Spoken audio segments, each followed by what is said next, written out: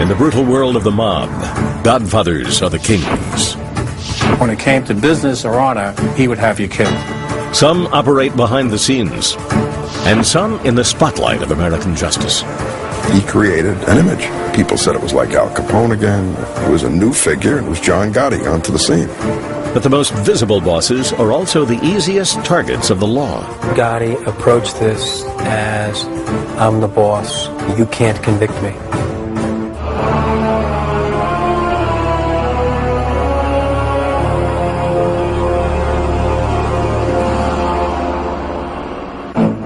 John Gotti, definition of the Mafia godfather.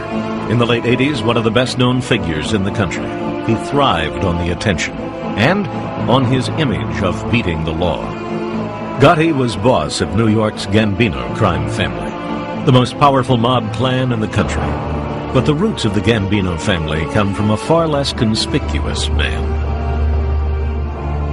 By the time the world got a good look at Carlo Gambino, in March 1970, he was already an old man. Quiet, dignified, grandfatherly, a wry grin etched on his face. The gentle facade belied Gambino's true nature as one of the most brutal and successful godfathers of all time. Carlo Gambino reminds us of a very famous line from Shakespeare's King Lear. The Prince of Darkness is a gentleman.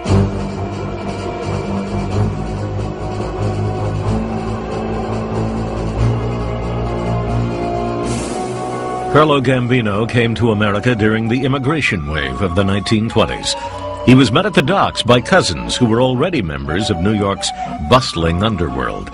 They immediately got Carlo a job that would put him at odds with the law. Carlo Gambino was, as they say, connected. And right away they put him to work first in the illegal liquor trade. It was the age of prohibition and bootlegging, a racket courtesy of American justice. Mobsters making money hand over fist. It was a chance for young Carlo to prove his worth. He was a brilliant crook. He was very good at all facets of the illegal liquor game, hijacking rivals' trucks, things like that. Before long, he was recognized as an up-and-coming young man in the New York underworld. Prohibition ended in 1933. Erasing the most lucrative business the mob had ever known. But Gambino had the proverbial Midas touch. When World War II broke out, the government issued ration stamps for essential products like gasoline and meat. Another restricted market, and Gambino saw another racket. He stole huge volumes of stamps and bribed corrupt officials for more. He resold them on the black market at an enormous markup. The scam quietly made Carlo his first million. The law never touched him. After the war, Gambino became second in command to Albert Anastasia, boss of one of the 5 crime families of New York. Anastasia was brutality personified, the most feared mobster of his day. He ran what the press dubbed Murder Incorporated, the mob's own hit squad for hire. He was nicknamed the Mad Hatter and Lord High Executioner. Anastasia's brother, Tough Tony, was head of the Longshoremen's Union. Together they shook down the union and controlled much of the New York waterfront. To get your goods to market without a hitch, you were well advised to give the Anastasia brothers a piece of the action. While Carlo was a loyal underboss, there was no denying his ambition. In 1957, he was 55 years old. Anastasia, his boss, 54. It seemed unlikely Carlo would ever be the top man. So Gambino set up a hit on the Mad Hatter.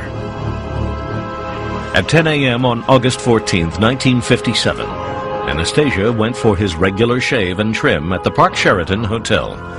As a warm towel was placed over his face, 3 gunmen burst in and pumped 5 bullets into the boss. Carlo Gambino was now godfather of the crime family that would come to bear his name.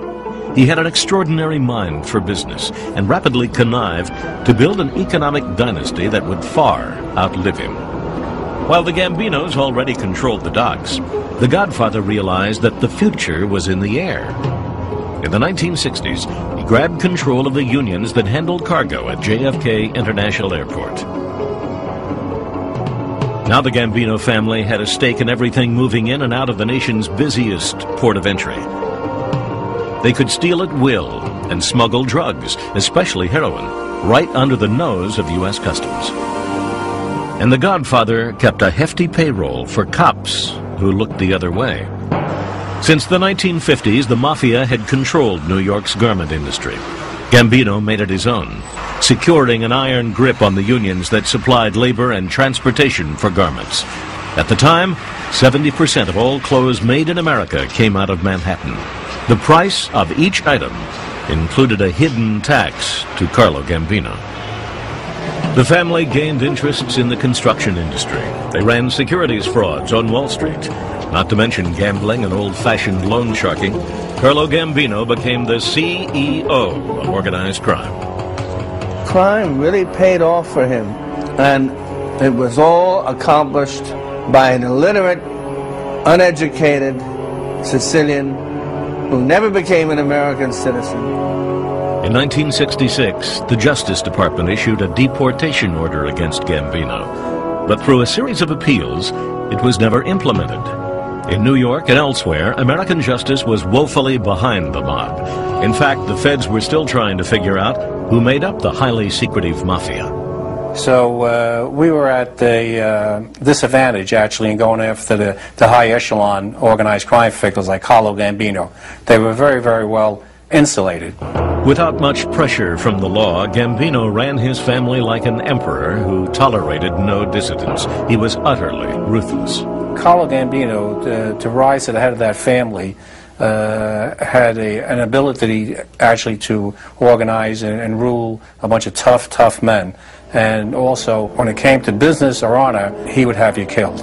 He was a brutal man. They said at the meetings where it would be discussed whether a certain individual should be bumped off, a nickname for the individual would be mentioned at the table. And Carlo Gambino's response was a very slow nodding of the head.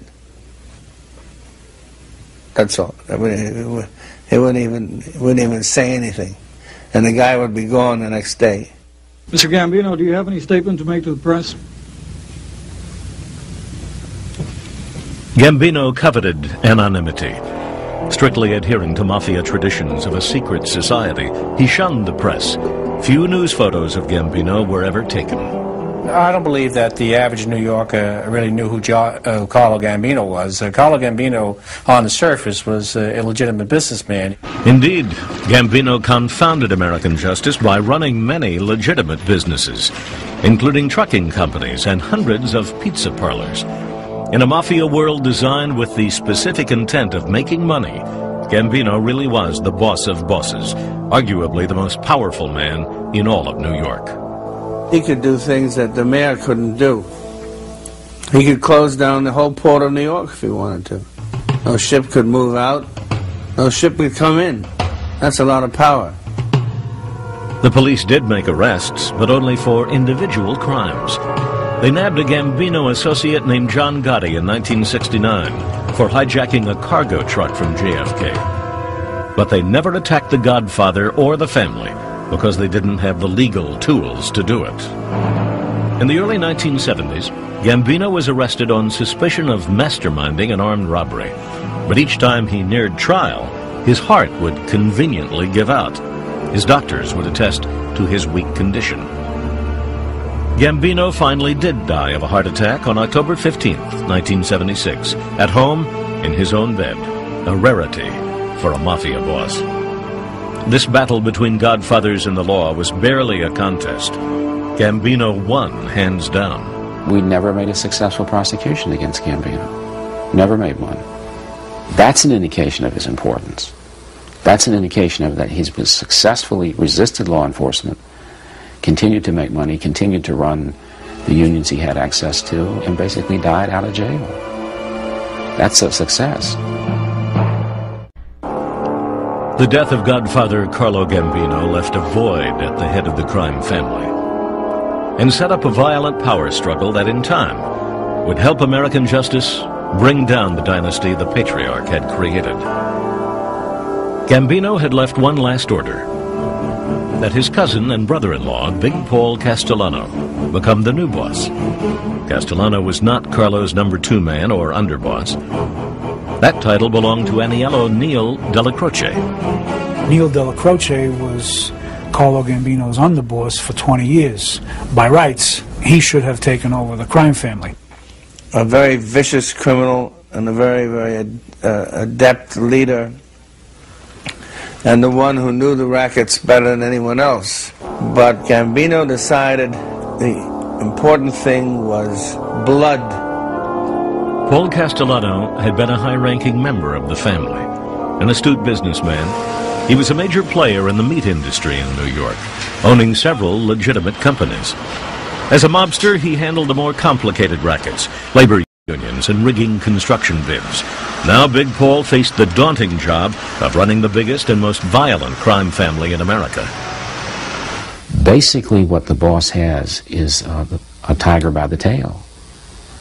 And is he able to ride it? Is he able to be rational and violent? It's a contradiction. Castellano immediately moved to pacify Della Croce, handing him near exclusive control of almost half the family rackets, including gambling and loan sharking. Placating Della Croce may have prevented an intra-family war, but it created a major split in the Gambino power structure, a potential opening for American justice. Castellano's wing was dubbed the white-collar wing because it was more sophisticated, was involved in labor racketeering, controlled the garment center. Neil Della Croce was the head of the blue-collar wing. John Gotti was a key player in Neil's blue-collar wing. You know, they were involved in the strong-arm rackets. They were the hijackers, the loan sharks, the guys who did the muscle work whenever it was needed. Della Croce was, in fact, Gotti's mentor, and Gotti his top captain. The new godfather had the misfortune to follow a legend into the top spot, a role he wasn't cut out for. He had the mentality of the inheritor, not the founder. And he wanted to be considered not a crook, but a wealthy gentleman businessman. He was a smart businessman, but he forgot that the reason why he had that clout or that edge was because he had the mob behind him, basically frightening competitors away and making sure that the unions didn't give him trouble. A large, well-dressed man, Castellano had a voracious appetite for reading, women, and food. He frequented not mob hangouts, but respectable Manhattan restaurants like the Sparks Steakhouse, where gentlemen businessmen ate. In an attempt to remain viewed as an honest businessman, Castellano retreated from the day-to-day operations of the crime family. He built a huge mansion on Staten Island that came to be known as the White House. He had lost touch with the young Turks that were coming up in the mob.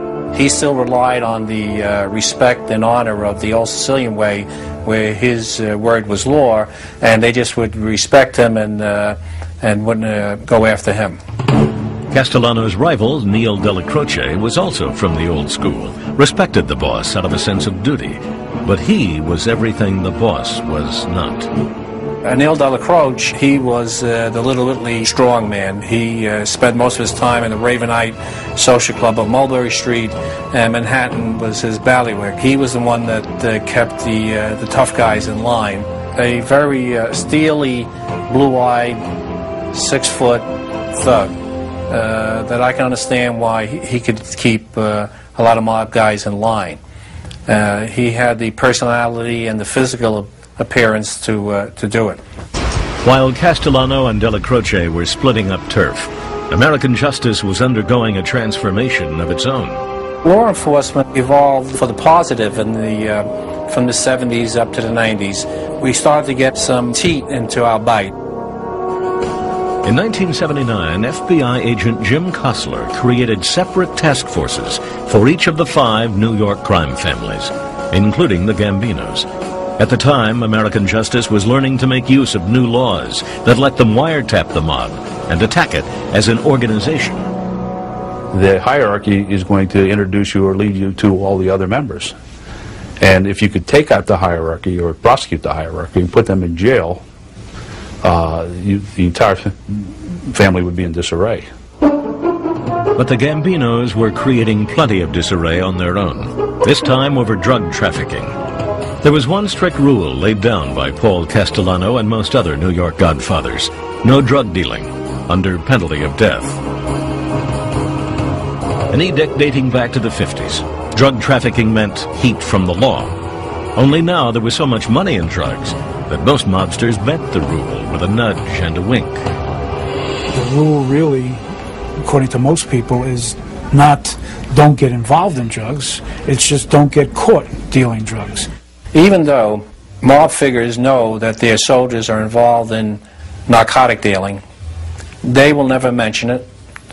And if their soldiers mention it in front of them, they would get a slap right across the face. You never put a boss in a position where he can be implicated in a conspiracy, and especially when it got to do with narcotics. It was exactly that double standard and the stepped-up efforts of American justice that would cause the supreme upheaval in the Gambino family.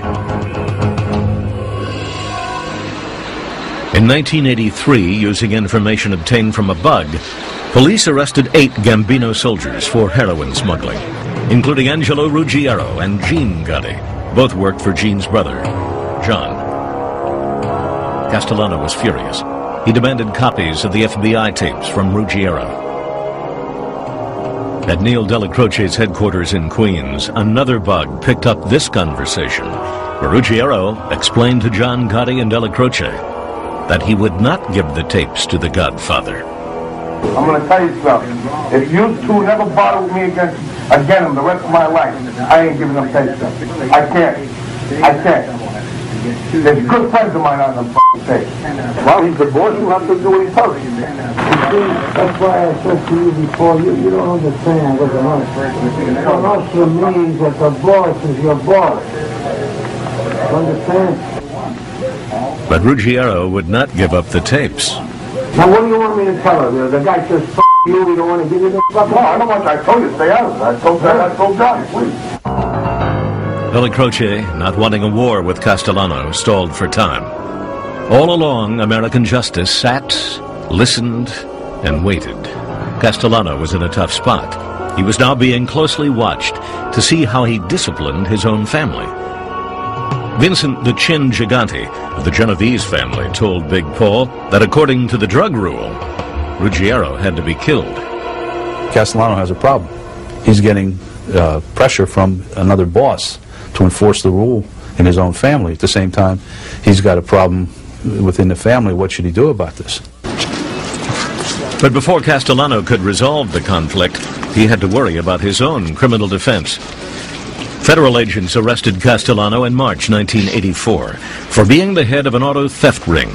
Prosecutors said although Castellano had nothing to do with the thefts themselves, as head of the crime family, he had profited. Then the roof caved in. Another indictment, this one built on hundreds of tapes from yet another bug. They recorded Castellano conducting mob business in his White House, the one place Big Paul thought he was secure. These charges ranged from murder to prostitution. But perhaps more importantly, the tapes caught Castellano bad-mouthing every other crime boss in New York. The bug had actually been in place for months before the arrest. Castellano had discussed many individual crimes, but the FBI had waited to haul in the boss. Therein lies the difference between attacking an individual as a criminal and a group. When you set out to attack the group, you're looking for the crimes of the group, not just that individual person. Castellano was charged as head of the crime family. The Godfather was in serious trouble. Not only had he bad-mouthed bosses, but there was talk among mobsters that Big Paul might rat to save his own skin, and he had yet to deal with his own family in the Ruggiero drug case. John Gotti wanted Castellano hit, but Delacroce would not allow it. On December 2nd, 1985, Neil Delacroce died of brain cancer at the age of 71. Gotti was now the top man in the blue-collar faction of the family. Within a week, two critical events. Castellano missed Della Croce's funeral, a sign of Mafia disrespect that deeply angered Gotti. And then, the Godfather announced to the family that he was breaking up Gotti's drug-running crew and reassigning them. He called Gotti to dinner at Sparks Steakhouse to discuss his future. Gotti felt that this was basically a front, and that he himself was going to be marked for death by Paul Castellano, in part because of the tapes, but in part because he was afraid also that John Gotti was a power and might want to move to the top himself. With Gotti feeling he must kill or be killed, Castellano arrived at the steakhouse for their summit at about 5 p.m. on December 16, 1985. That very evening, mob expert Robert Blakey, who helped write some of the new anti-racketeering laws, happened to be lecturing a group of New York FBI agents on how to use them. And suddenly, every one of their buzzers, their beepers suddenly went off. And they all went in the corner and make some phone calls, and they'll let it come back and say, we can't stay for the lecture. Castellano just got killed.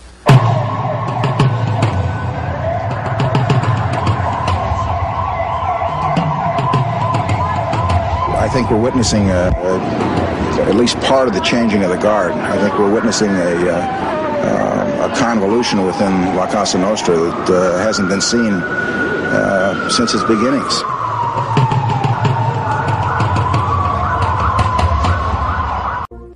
Godfathers, if they weren't being knocked off, were being indicted. The biggest trial involved the heads of 3 of New York's 5 families, the Commission case. Tony Dux Carollo of the Lucchese family, Carmine Persico of the Colombos, and Fat Tony Salerno, who ran the Genovese family. Paul Castellano had been indicted as well before he was hit, all charged in February 1985 with being members of the Mafia Commission. The Commission was the Supreme Court of the New York mob. Crime bosses met to settle disputes and divide up territory. To indict the Commission as a criminal organization was unprecedented for American justice. The Commission case, I think, was the major case in the history of organized crime investigation and prosecution in the United States. It established the existence of the mob, the existence of the Commission, the existence of families, and the identity of those who controlled Cosa Nostra, at least in the New York metropolitan area. The indictment charged the Commission with construction bid rigging, assuring that the crime families controlled which contractors got lucrative building jobs. Mob bosses would then skim huge profits off the top. A unique case in that it involved very few witnesses. The primary evidence was from tapes made from bugs in Carollo's Jaguar, in Salerno's social club, and in Castellano's mansion. When you played the tapes, the 5 families were exposed, the Commission was exposed. You didn't need a witness. It was a very, very difficult case for the defendants. In fact, unwinnable. In January 1986, the heads of the 3 families were each sentenced to 100 years in prison. A defining moment in the war between godfathers and the law. And within the mob itself.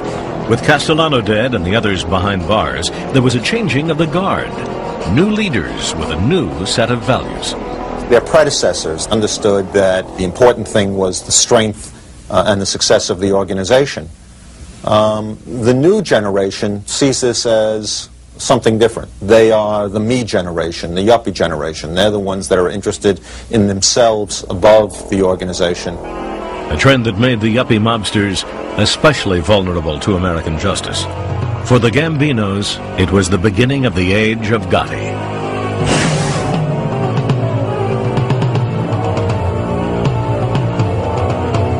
You know, I always feel good. He was made for the news media because he reminded them of Al Capone, of the Al Capone days that they read about. They talked about him being like other people, but the truth of the matter is he was his own person, really. He was a new figure, and it was John Gotti onto the scene. Hey, tell me about this. In some psychology courses, they talk about the dominant male. I think he was it in capital letters, and underscored. John Gotti grew up in Queens and early on became a Gambino soldier. After 2 years in prison for hijacking a JFK cargo truck, he was back doing muscle work for underboss Neil Della Croce. Gotti quickly gained a reputation as a tough guy. In 1973, a family rival kidnapped and killed the nephew of the aging godfather, Carlo Gambino. Gambino swore immediate revenge. John Gotti got the contract to kill the killer. Gotti made the hit, but it was sloppy. There were witnesses. He was arrested. The family hired renowned defense attorney Roy Cohn to defend their man. Cohn bargained the murder rap down to 2 years. By 1979, American justice had its eye on Gotti. He was the top capo, or captain, for Neil Della Croce, directing a crew of wise guys. They used to call him the handsome guy because he was a fastidious dresser and very hygienic and kept himself well groomed. Gotti's ego, ambition, and blatant disregard for the old mob rules, including drug running, would lead him to murder godfather Paul Castellano in December 1985. John Gotti had the courage or the balls or whatever to go after the boss and try to kill him. He did it and seized control of the family. But the dynasty begun by Carlo Gambino was crumbling. Gambino was a sophisticated individual who had interest in a variety of ventures. He's succeeded by Castellano, and Castellano has a basic problem. He has a divided family. When Gotti steps up and kills Castellano, that's an indication that the white-collar crime, union corruption faction, which is the future, loses out to the past and Gotti. The law wasted no time in challenging John Gotti. In March 1986, just 3 months after Castellano was gunned down, Gotti was hauled in on charges he had punched and robbed this man, Romuald Peissig, in a traffic dispute a year and a half earlier. But when news reports kept showing Gotti's picture as the likely successor to Castellano, Peissig developed a sudden case of amnesia on the stand. Couldn't remember who punched him. Case dismissed. A minor distraction for Gotti, but an opportunity for the press to become smitten with the new godfather. His $1,000 suits and coiffed hair. They dubbed him the Dapper Don. The new godfather was back in court 1 month later for racketeering. But the prosecution had a big problem. Their best witnesses against Gotti were convicted killers and drug dealers who were getting shorter sentences in exchange for their testimony. Gotti's attorney, Bruce Cutler, dissected them as liars. Gotti himself appeared supremely confident of his acquittal, which, after a 6-month trial, he got. My God, to see him in a courtroom as a defendant was a sight to behold, especially the earlier trials. He looked like he owned the courtroom. In fact, he did, at least one critical part. $60,000 was paid to one of the jurors to throw the case and to convince the other jurors to vote not guilty. In fact, that juror is now in jail, having been convicted of taking a bribe.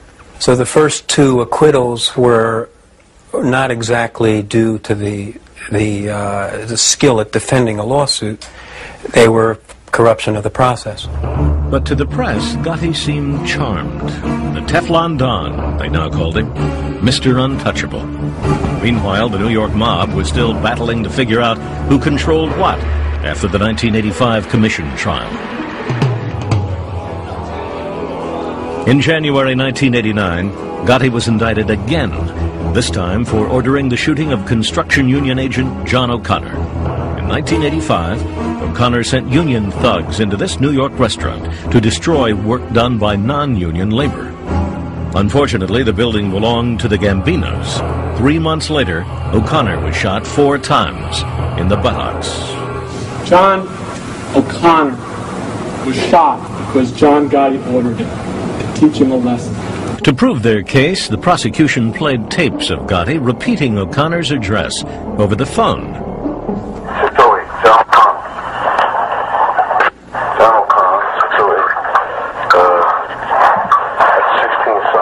And then a garbled sentence the prosecution said was, "Bust him up." It apparently was not clear to the jury. How say you with respect to defendant John Gotti, guilty or not guilty? We find him not guilty. Legally or otherwise, the Godfather had now beaten the rap 3 times. I think he began to believe his own press clippings and believed he was infallible and untouchable. But the law would keep coming. 3 times American justice had tried to get John Gotti and failed. The Godfather was gaining a nationwide reputation as untouchable, his popularity soaring in the role of the underdog. But in 1991, the U.S. Attorney's Office decided to go after the Don once more on a huge racketeering case, alleging that as the head of the Gambinos, he had overseen 5 murders, including that of Paul Castellano.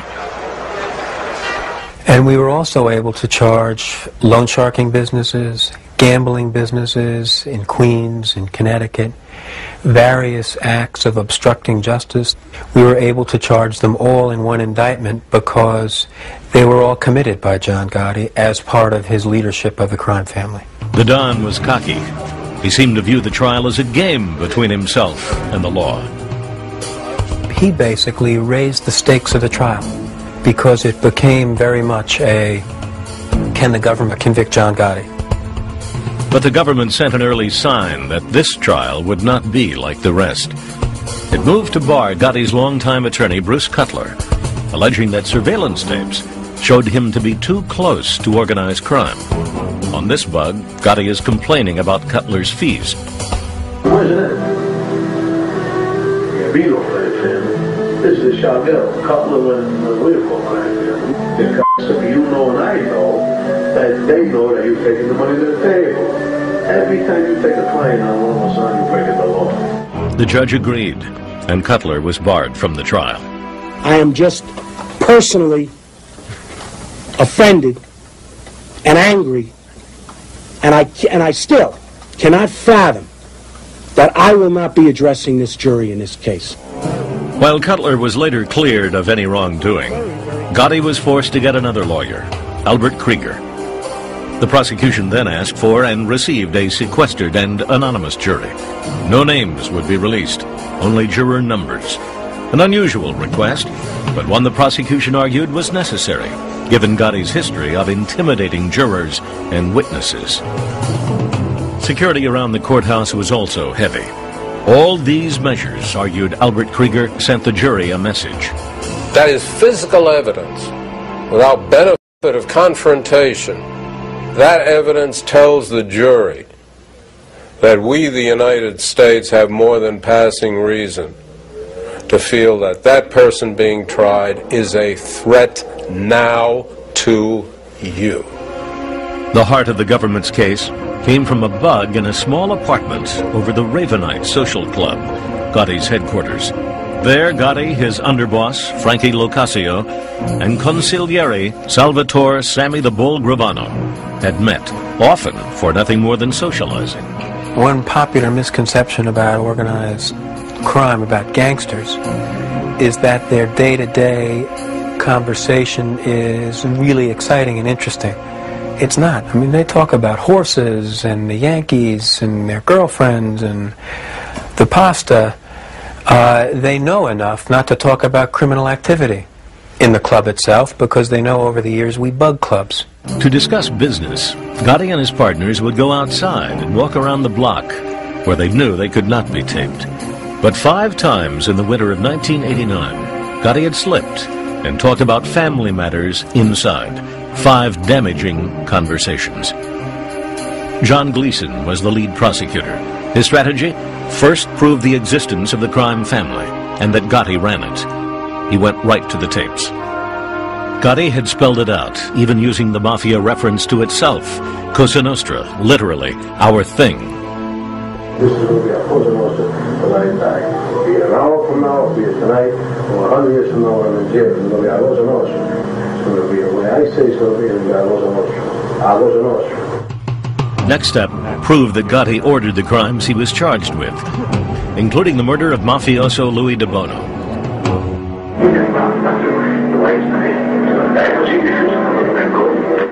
He talked about turf. When someone made the mistake of opening an unauthorized gambling operation, Gotti sent this brutal warning. You tell this punk, I'll meet John Gotti and I will sever your mother head off, you sucker. Even Gotti's lawyer Krieger calls the tapes a smoking gun. It's like pretending that Mount Everest is not before you when you stand in Nepal. It's there. The bugs also provided an insight into Gotti's management style. On one tape, he makes preparations for his consigliere, Sam Gravano, to become acting boss if he himself were sent to jail. So I'm asking you, how you feel? You want to sing us through the year?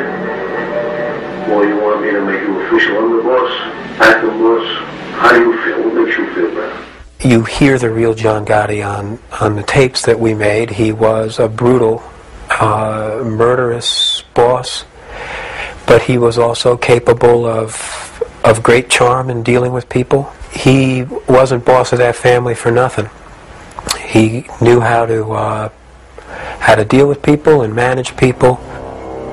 Gotti had been indicted on the tapes alone, but 10 weeks before trial, the government acquired an equally damaging weapon. Gotti's co-defendant in the indictment, Sam Gravano, wanted to make a deal.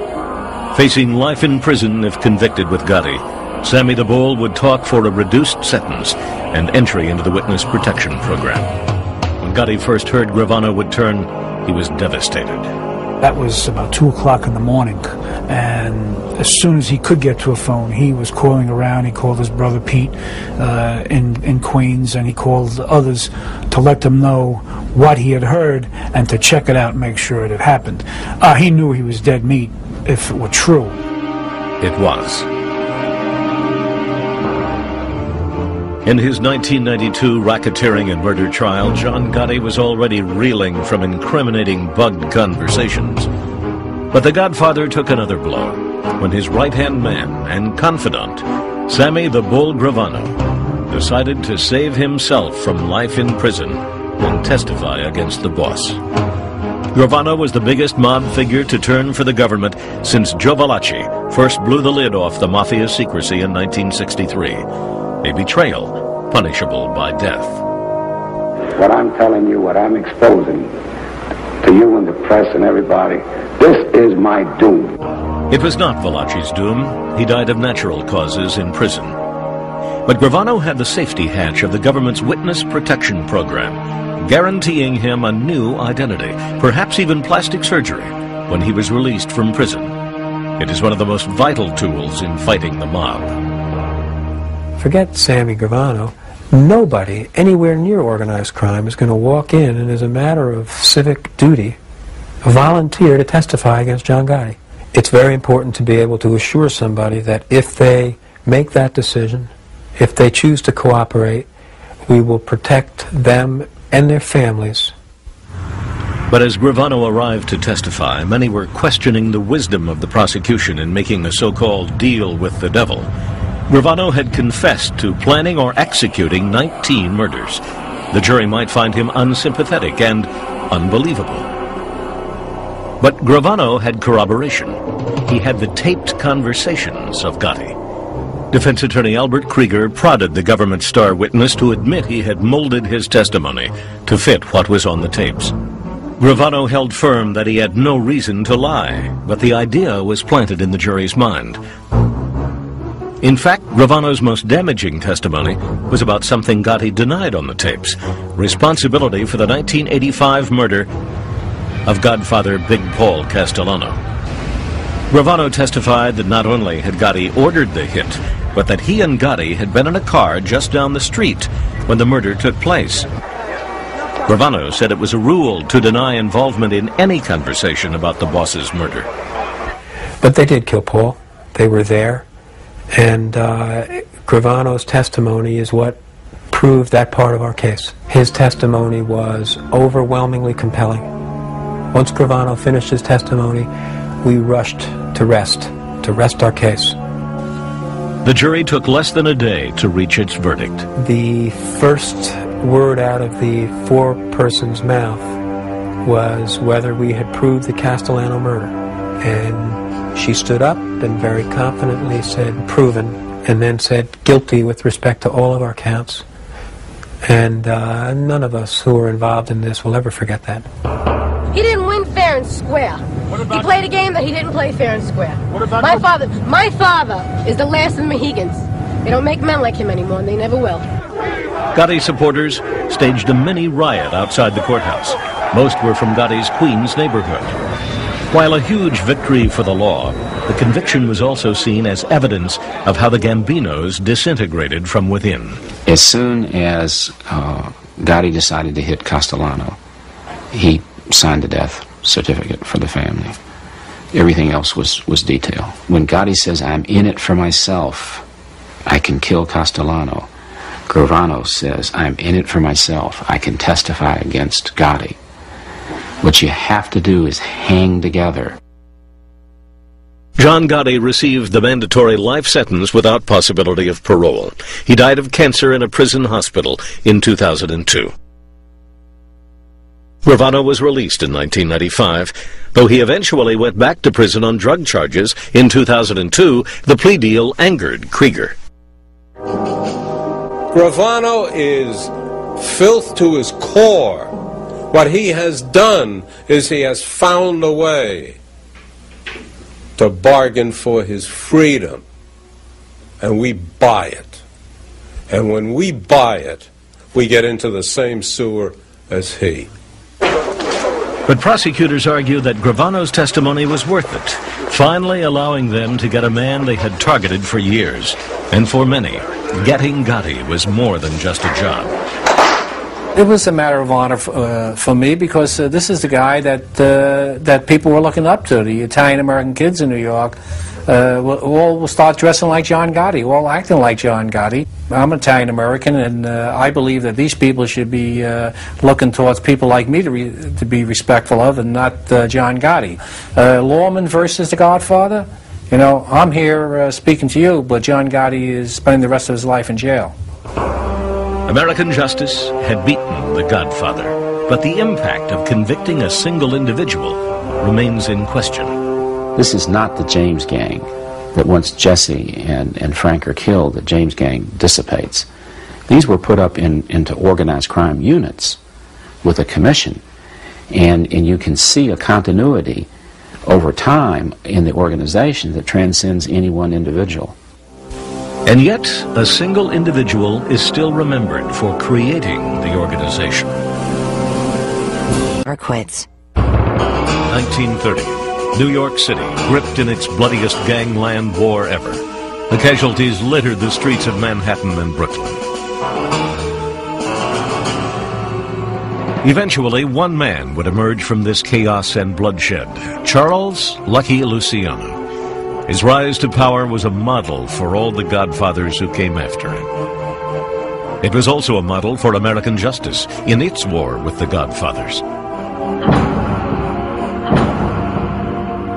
Born Salvatore Lucchini in 1897 in Sicily, he and his parents immigrated to New York in 1907. Within months, young Charlie was on the streets, stealing from stores and pushcarts.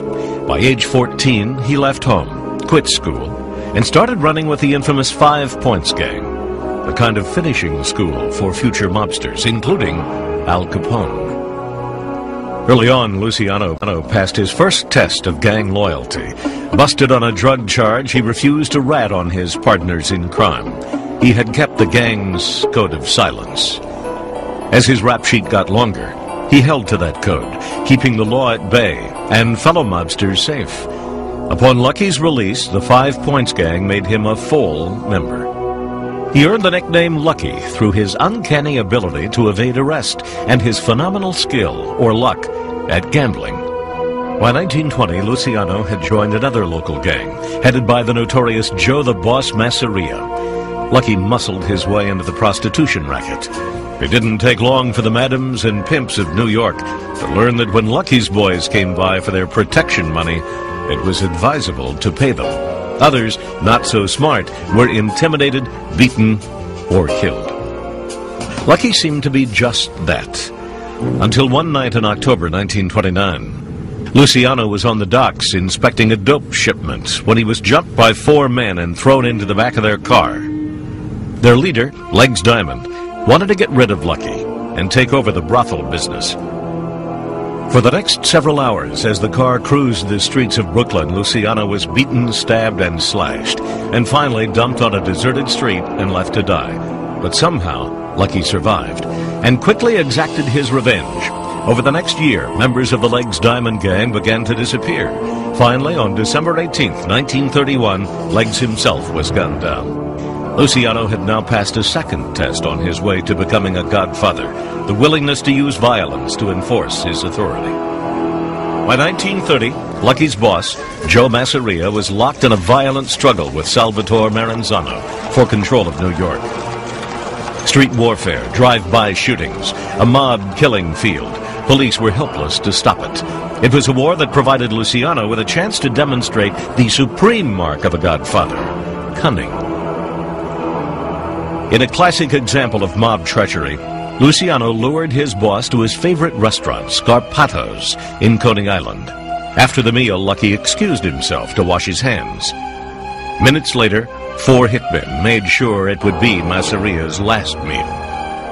Lucky now sent word to his boss's bitter foe, Maranzano, called for a meeting, and made peace with him. But Luciano was just biding his tongue. On September 10th, 1931, hitmen acting on orders from Luciano entered Maranzano's offices near Grand Central Station. They shot and stabbed him to death in his foyer. Charles Luciano had killed and connived his way to the top. His word was law in the underworld. He was universally respected because he was so feared. He had killed off all his enemies without a qualm. Now Luciano had the power to put his ideas into action and create a mob organization that would test the limits of American justice. Whether in gambling or the numbers racket, Luciano broke new ground because he was willing to do business with non-Italians. Men like Meyer Lansky and Benjamin Bugsy Siegel, as long as they made him money, they were in. What Luciano did for traditional Italian, Sicilian organized crime is Americanize it. They would have alliances with Jewish groups, with anybody that they could make money and exercise power with. It was Luciano who established the Commission, the governing body of New York's underworld that would carve up territory and operate unchallenged for half a century. Like Ford learned to make Model Ts, Luciano learned to organize prostitution and make money on it, to organize dope and make money on it, to organize the unions and make money on it, and to organize the families so that they wouldn't fight with each other. Luciano kept the prostitution racket for himself. He now reigned supreme in an underworld of his making, an underworld American justice was yet to penetrate. That is, until 1935. New York Governor Herbert Lehman appointed a new special prosecutor, Thomas Dewey, who would pioneer a new way for the law to fight the Godfathers. For 20 years, the underworld has preyed on our people and robbed them, and then frightened them into silence. But now, the day of fear of the gangster is coming to an end. Serious and ambitious, Dewey, a former U.S. attorney, first set his sights on Dutch Schultz, the czar of gambling in Harlem and the Bronx. Dewey had nursed a hatred for Schultz since Election Day, 1928, when, as a young Republican poll watcher, he had witnessed the Schultz gang, working for the Democratic machine, intimidate voters. In his previous job, Dewey had tried and failed to put Schultz away for tax evasion. Schultz, isolated, erratic, and feeling the heat of the law, now decided to ignore generally accepted Mafia rules, which prohibited the killing of honest lawmen, and take out Dewey. When Luciano and the Commission learned of Schultz's plan, the Godfather arranged for the hitman to become the hit. Little did Dewey know that a mobster had spared his life. The prosecutor and his staff now began looking into prostitution and rumors that a single organization was running the brothels of New York. In a first for American justice, Dewey placed wiretaps in the whorehouses, identified the various hookers, and then, in a mass arrest, brought in more than 100 women. Hoping that under pressure of jail, some might begin to testify, Dewey set their bail at the maximum. Dewey's hunch proved right. Many of the prostitutes, abused and angry, did name names. One name that continued to surface: Charles Luciano. The law now went after the Godfather. Dewey argued that because Lucky had been running a prostitution shakedown ring, he was guilty as a racketeer. In order to prosecute the king of the pimps, Dewey had to first persuade the New York legislature to pass the nation's first anti-racketeering bill, a turning point in the war between godfathers and the law. Luciano's luck had run out. He was convicted of compulsory prostitution and sentenced to 30 to 50 years, a tour de force for Dewey. First of all, he investigates the case using electronic surveillance. He brings in witnesses and immunizes them. Then he not only proves the individual crimes, he proves the cash flow. And he cross-examines Luciano with his taxes, or the absence of the cash flow. And then he's able to try Luciano not individually for a single offense, but for the group of the offenses, for being a racketeer, exactly what he was. Following Lucky's conviction, Dewey soon retired from the war against the mob. He became governor of New York, then ran twice unsuccessfully for president. In the meantime, Dewey pardoned Luciano in 1945. The Godfather had spent World War II in jail, but supposedly provided intelligence to the military as the Allies were planning their invasion of fascist Italy. Yet the condition of Luciano's release was deportation to his native Sicily. Lucky died of a heart attack on January 26, 1962, at the airport in Naples, as he was about to meet with a Hollywood producer to discuss making a film about his illustrious career as a godfather. Las Vegas mob insider Ed Becker is among those who suspect that Lucky's old friends, fearful of what he might reveal, accelerated his demise. I'm not a conspiracy buff, but he was about to do a movie. He was meeting somebody, a producer in the airport, to sell him his movie rights, and he died. He had one drink and walked across the floor and dropped dead. Well, you know, the Borgia drink, they call it. A little sip of arsenic, a little old lace, and away you go. The most successful godfathers have been the ones who, unlike Charles Luciano, eluded American justice. The mobsters have a clear edge when the law is not crusading against them. That was the case during World War II. With America's focus overseas, the law, including FBI Director J. Edgar Hoover, paid little attention to organized crime. Hoover even denied there was a mafia. That was fine by this man, Anthony Accardo. He was not looking to get his face in the newspaper as he quietly consolidated his power within the Chicago underworld. When Accardo became the boss in 1944, he really walked into a situation where nobody was looking over his shoulder. There was no law enforcement agency that was doing anything really about organized crime. Accardo's rise was similar to that of many godfathers of his generation. Born near the turn of the century, he grew up in the heart of Chicago's Little Italy. By the middle of the Roaring '20s, Accardo had become a chauffeur to the world's most famous mobster, Scarface Al Capone, a critical role, according to Mafia expert Edward Becker. Accardo was a chauffeur. All the big guys started out as chauffeurs to the boss. And that's how they became the boss. They knew all the secrets, they knew all the places, and that was Accardo. One secret which Accardo would take to his grave was the truth about his alleged role as one of the 5 hitmen who, on Valentine's Day, 1929, gunned down members of the rival Bugs Moran gang in a Chicago warehouse.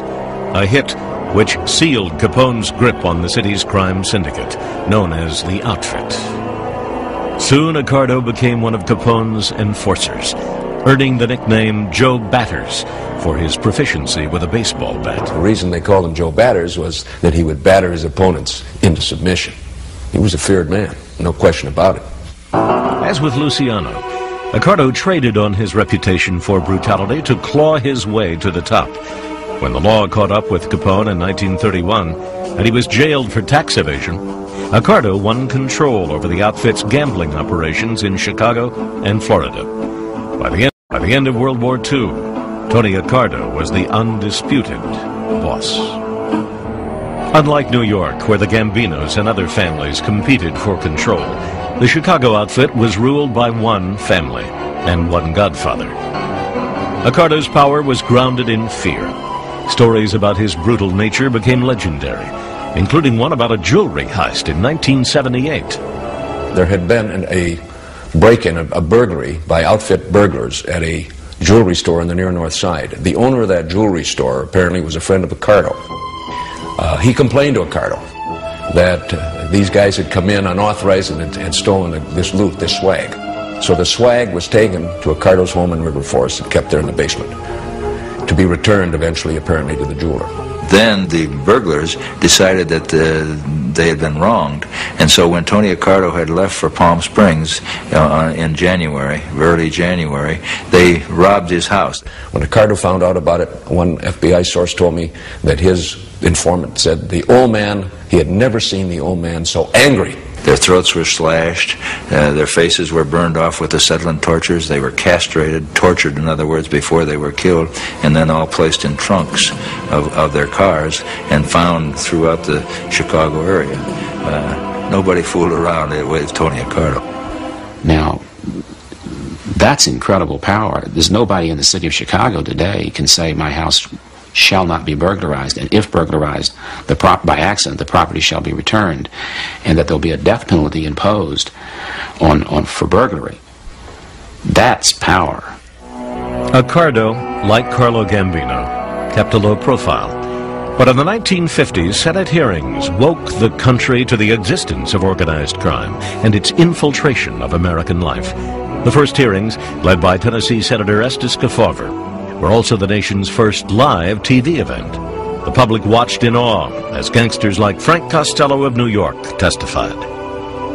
You must have in your mind some things you've done that you can speak of to your credit as American citizens. If so, what are they? Paid by tax. Tony Accardo's appearance was marked notably by what he didn't say. He took the fifth 144 times. In 1956, Senator John McClellan of Arkansas called Accardo before his committee. The Godfather pulled the same trick. I decline to answer. I decline to answer. I decline to answer. They brought Tony Accardo before it because he was the man. And again, they didn't lay a glove on him. Or more to the point, couldn't lay a glove on him. No one would rat. Obviously, it was very difficult to, particularly in Accardo's heyday, to get anybody to testify against him. It was a one-way ticket to cement shoes, probably, if you did that. As the #1 target. Federal efforts were also lagging behind because FBI Director Hoover still stubbornly refused to acknowledge the mob's existence. But he would soon be forced to change his mind.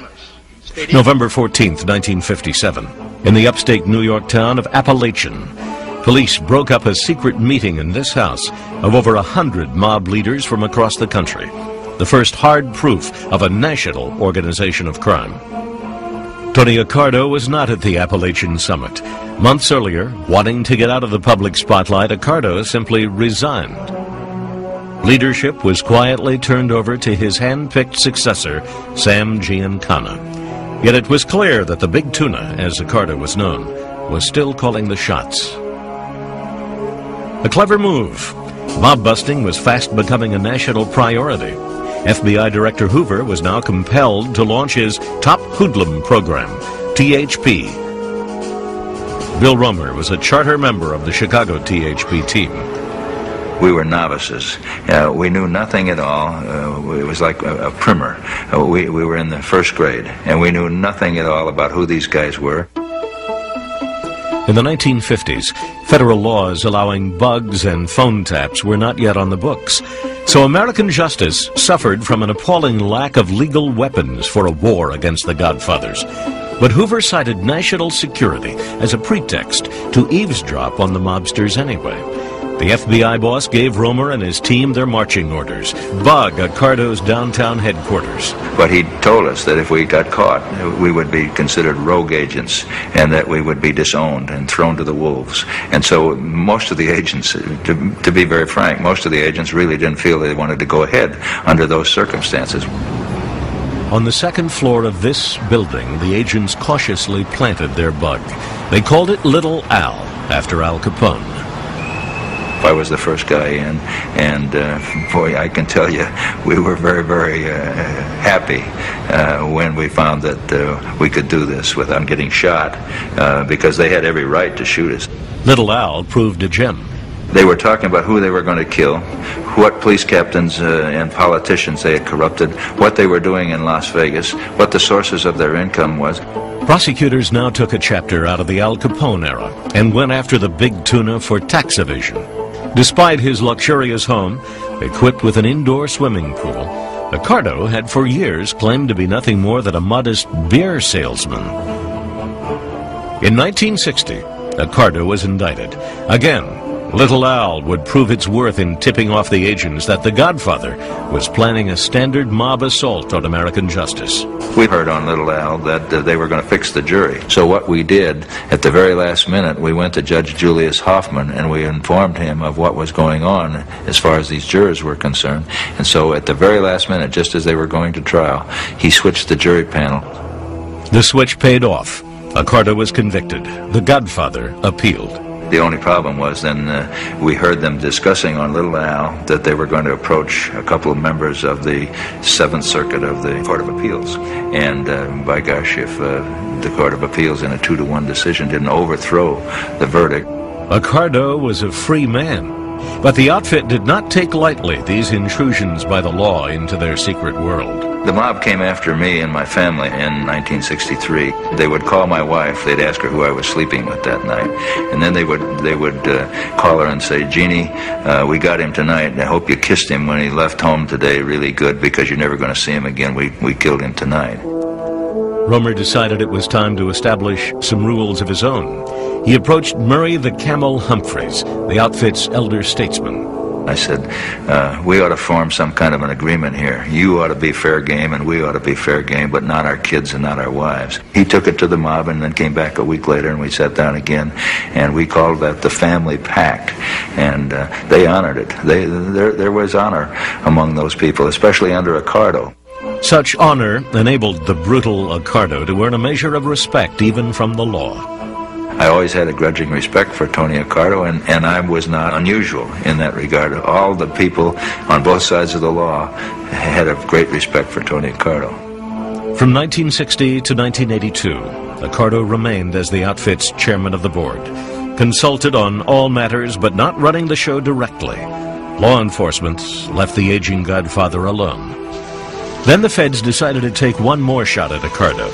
He and other mobsters were brought to trial in Miami on racketeering charges. Everyone was convicted, except the big tuna. We caused him a lot of anguish, I think, but I know that we never got him. We never fulfilled our desire to put Tony Accardo away. By 1984, Accardo was 78 years old. Time was running out for the feds. One last Senate Committee on Organized Crime called him in.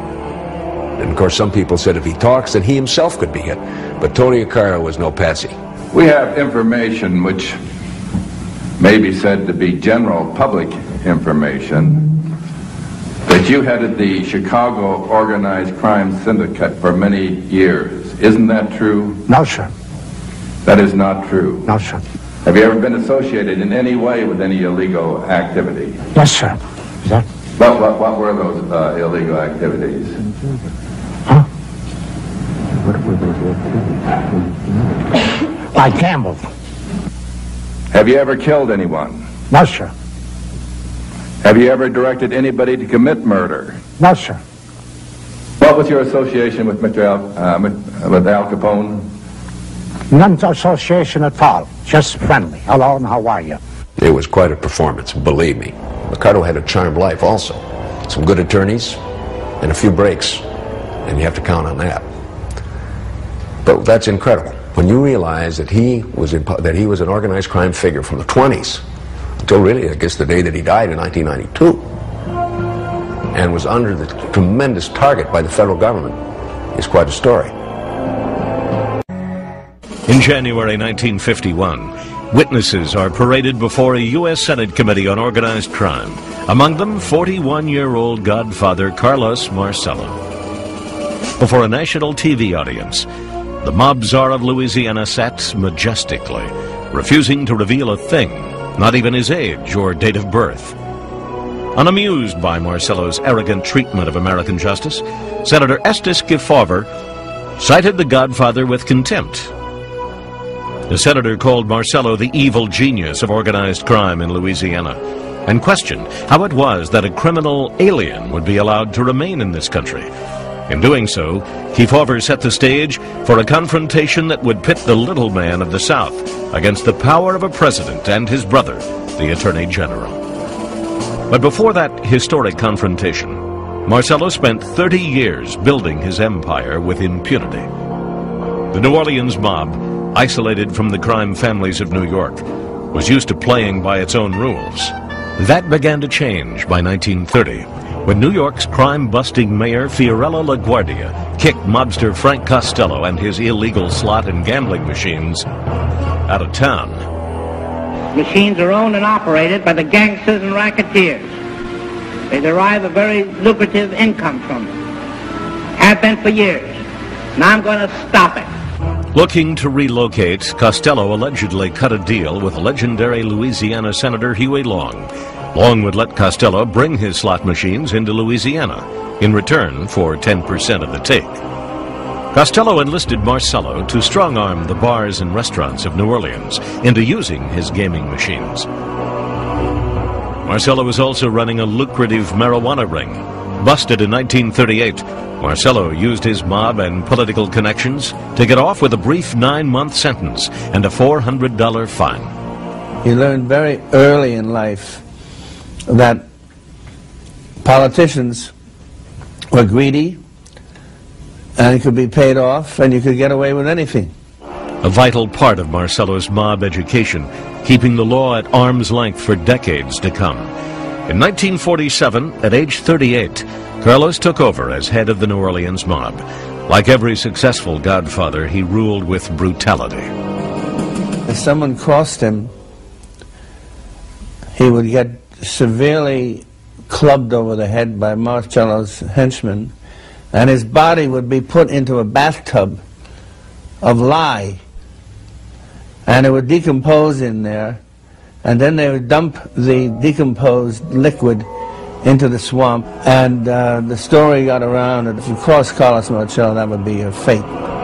Marcello didn't worry about the law. In 1953, the feds issued an order to deport him, since he had never become a U.S. citizen. Just like Carlo Gambino, Marcello managed to ignore it. He set up his headquarters in his newly acquired motel, the Town and Country. A sign above his office door read, "3 can keep a secret if 2 are dead." With the money Carlos earned from his gambling and drug rings, he financed a vast and complex array of operations, many of them legal. But it was primarily power, political power, which Marcello sought. In his quest to gain influence, the 5'2" godfather stood tall, with his literal deep pockets.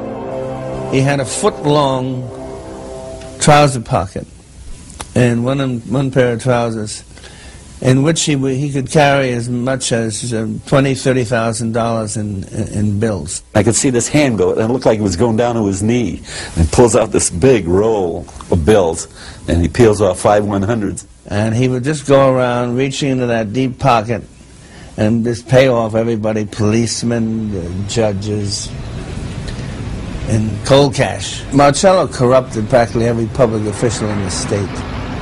But in 1959, his fortunes began to turn. In March, Congress once again called him to testify. Robert F. Kennedy, chief counsel to the McClellan Committee, grilled Marcello to no apparent satisfaction. These men who in the last analysis control the vice and the corruption within this country, and who have so far been immune to prosecution almost since the days of Al Capone. He drove Bobby Kennedy out of his mind by saying, "I can't answer that question, Senator." In his unique Cajun drawl and with a scowl on his face, Marcello had refused to answer any of the questions put to him. Then one of the senators on the committee said, How in the name of God have you been allowed to remain in this country 8 years after you were officially deported? And Marcello's response was, "I really wouldn't know, sir. I don't know anything about that." The little man had taken the fifth at least 66 times. At the end of the hearings, he threw Bobby Kennedy a dirty look, and he strutted out of the hearing room as if he was the king of the world. So Bobby Kennedy then said to his associates, someday I'm going to get rid of that guy. He's going to go. January 1961, John Fitzgerald Kennedy takes the oath of office. Preserve, protect, and defend the Constitution of the United States. So help you God. So help me God. For the mob, Kennedy's rise to power hardly seemed something to fear. In fact, privately, some of them took credit for it, including Chicago boss Sam Giancana. In Chicago, Giancana counted all those gravestones twice, and it was by his efforts that swung the election to Kennedy. And he did it as a favor to Kennedy's father, Joe. The president's father had plenty of underworld connections from his days as a bootlegger during Prohibition. Allegations that the mob tampered with election returns have persisted for decades. No criminal charges were ever filed. But even if the mob thought they were buying friendship in the White House, they were mistaken. The president's brother, Attorney General Robert Kennedy, was spoiling for the biggest war on the mob since Tom Dewey went after Lucky Luciano. One of the first to feel the heat, none other than Carlos Marcello.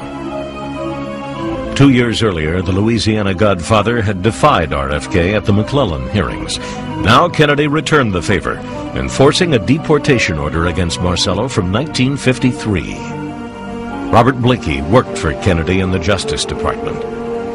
And when Kennedy came in, he turned to the head of the INS and said, "This guy's got to go. Let's deport him." The feds plotted to snatch Marcello without notice and dump him in the jungles of Guatemala.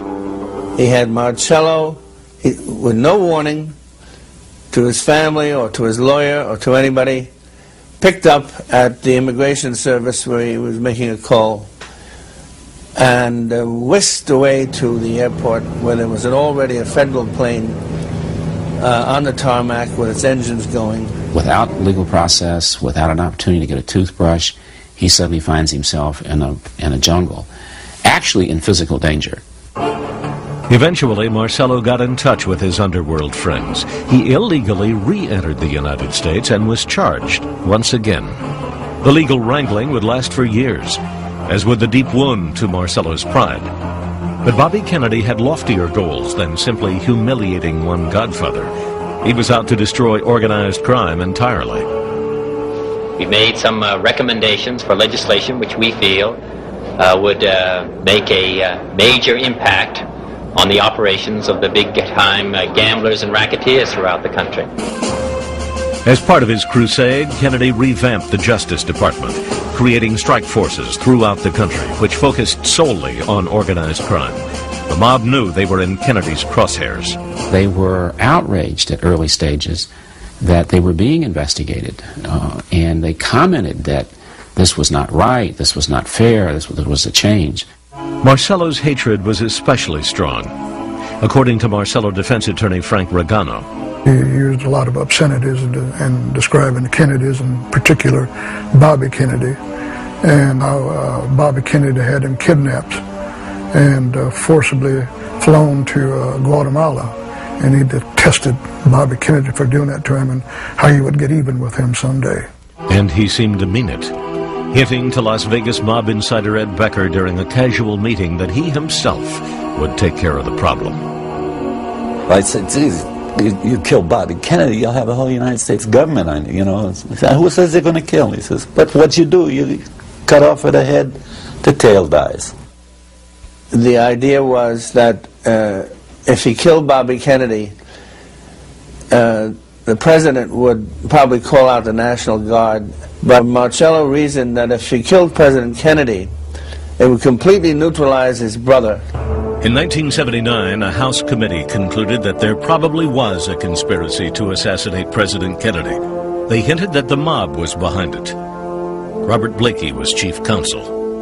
People have posited that the mob killed Kennedy, and apart from whether that's true true or not. I can tell you this, they were the chief beneficiaries of the death. Lyndon Johnson gave him the cold shoulder, and Bobby Kennedy was bereft of all power. Once Robert Kennedy left the department, and he left shortly after the president's death, the program fell apart. In other words, Marcello won. Bobby Kennedy was among those who speculated the Godfather was behind his brother's assassination. One evening after John Kennedy was assassinated, that Bobby Kennedy was having a few drinks with one of his closest associates, an aide. And he told this aide that he thought the fellow in New Orleans was behind the assassination of his brother. And he was very emphatic about that. For American justice, the practical impact of JFK's assassination and RFK's departure the following year from the Justice Department was a step backward in the war with the Godfathers. The mob's fears were briefly rekindled when Bobby Kennedy ran for president in 1968. My thanks to all of you, and now it's on to Chicago, and let's win there. Fears that were quickly silenced by another assassin's bullet. But Kennedy's legacy as a crime fighter endured. As Attorney General, he had pushed for new laws to attack the mob as an organization. What had to happen is we had to think about this as patterns of crime. We had to think about this as criminal organizations.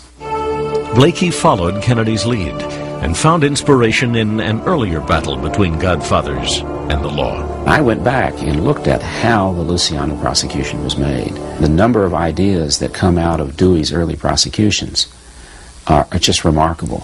The result, by 1970, American justice had not only passed wiretapping laws, but also the Racketeer Influenced and Corrupt Organizations Act, better known as RICO, a law allowing prosecutors to attack mobsters for a series of crimes rather than individual ones. RICO would have a devastating impact on organized crime and on Carlos Marcello, but for the time being, he was still king of Louisiana, denying his role as a racketeer. The government councils asked you if you were involved in rackets still. What was your answer to that? Absolutely not. How long ago did you get out of so-called rackets or gambling? Well, in 1951. Since that time, what's been your business? Land investment and motels.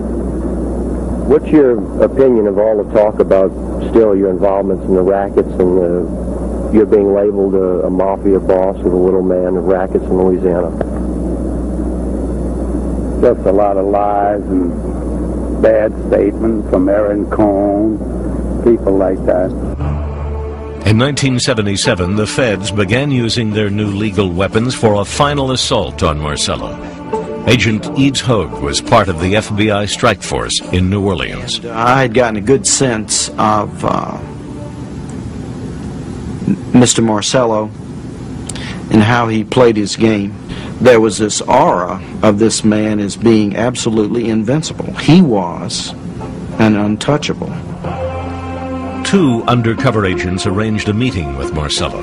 They posed as insurance salesmen, soliciting the Godfather's help in bribing public officials to win government employee insurance contracts. It was a racket the little man knew well. The room was bugged, and Marcello took the bait. The tapes revealed his absolute desire and interest in assisting these undercover agents in their attempts to get public employee insurance contracts through bribery. Marcello's lawyers say the Godfather didn't see this as bribery. That's where it is with Carlos. I think that he was engaged in unlawful activities, such as bribing public officials and all, but he didn't consider it a crime in his own mind. It just was a way of doing business. He had all the politicians and judges and prosecutors in his hip pocket, so he didn't think he would ever be charged with a criminal offense. But this time, Marcello was wrong. On June 17, 1980, the Godfather was indicted. Defense attorney Buddy Lemon said the feds had unfairly entrapped the Godfather. The come on was not, let's go and rob a bank. It wasn't, let's go and smuggle drugs. It was, we are legitimate people from a legitimate insurance company who have a good product that will save the people of Louisiana some money, and we want an opportunity to meet important citizens and politicians, and we're willing to make campaign contributions to do that. But the government prevailed. Carlos Marcello was found guilty of racketeering and sentenced to 7 years in federal prison, a case that sent a message to the mob that with the help of powerful new laws and agents trained to use them, American justice could bring down one of the nation's most formidable godfathers. It had to be delivered here in this state because there was a legend widely accepted that one man, Mr. Marcello, was above the law. Putting Marcello away took some of the best evidence the feds ever had against a godfather. Organized crime has always managed to give the law a run for its money, and no place more so than in Las Vegas.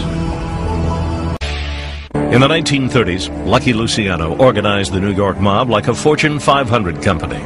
Clear objectives: make money, exercise power, minimize bloodshed. As godfathers around the country took those lessons to heart, one city came to epitomize the mob's ability to succeed in business: Las Vegas. The underworld meets the upper world. Suckers fly in from everywhere, lose money, get drunk, and happily line the pockets of every godfather in America. Everyone knew the mob was skimming profits from the casinos, which they controlled but never technically owned. Ed Becker handled public relations for the Riviera when it was under the control of the Chicago outfit. They, skimmed and laundered. They would have their own man in on the count. In those days, they didn't have officials in on the count. Well, the count was always off. Mob figures throughout the United States had points in the skim, and the money was taken by couriers from Las Vegas to the various places in New Jersey and Chicago. The rise of Vegas is the ultimate tale of mob entrepreneurship. In the 1940s, the dashing New York mobster Bugsy Siegel dreamed up the idea of transforming the sleepy desert town into a glittering resort. He borrowed millions in a deal with his old mobster pals back east, Meyer Lansky and Lucky Luciano. Bugsy built his dream hotel and casino, the Flamingo, named after his girlfriend, Virginia Hill. Her nickname was Flamingo on account of her long legs. Only problem was, Bugsy, the natural-born killer, made a crummy businessman. While he was building the Flamingo, they were double billing him, the construction people. He'd pay for 500 palm trees shipped up from California. They'd steal them and then deliver 500 more the next week, and the same palm trees were going back and forth. The casino lost money. Bugsy was also a bit unstable. Because somebody said hello to Virginia Hill, he's going to shoot him. Well, Lansky is too bright for that, and the mob was too bright to have a loose cannon on the strip in Las Vegas. And he wasn't going to make them any money, they could see that. So on the night of June 20th, 1947, Bugsy was sitting in the living room of his girlfriend's palatial home in Beverly Hills when hitmen, presumably sent by Lansky and Luciano, shot and killed him. One of his eyes blown clear out of his head and across the room. Business as usual for the mob, and a turning point for Vegas. That very night, a gambling boss named Gus Greenbaum, also acting on mob orders, walked right into the Flamingo and simply took over. The mob was determined to make good on its investment, and they did. In 1958, the mob suggested that Greenbaum retire. He refused. A bad move. They took my boss and cut his throat and cut his wife's throat down in Phoenix because he wouldn't retire. And I realized this isn't a game. These people are very serious. And I didn't want to be in that game. In the 1960s and 70s, tighter gaming regulations and a crackdown by the IRS made it more difficult for the mob to take its regular skim from the casinos. So the mob did what all good businessmen do in such circumstances. They sold out. One of those who bought in was billionaire Howard Hughes. We became corporate after Howard Hughes took over. If he did anything, he changed it into a corporate town, and that's how it is today. Large corporations have bought these casinos, and they have bureaucratized them. When the market demands family entertainment run by large corporations, there's no place for the mob in the same way. Las Vegas is not the only place where the old Mafia has lost control. Because over the decades since Lucky Luciano organized the mob, the law has proven itself a worthy adversary. From Thomas Dewey putting Luciano away for running a prostitution racket, to Bobby Kennedy declaring war against Carlos Marcello, American justice has learned to wage war on the Godfathers. We now have the tools. We now know how to do it. I think it's fair to say that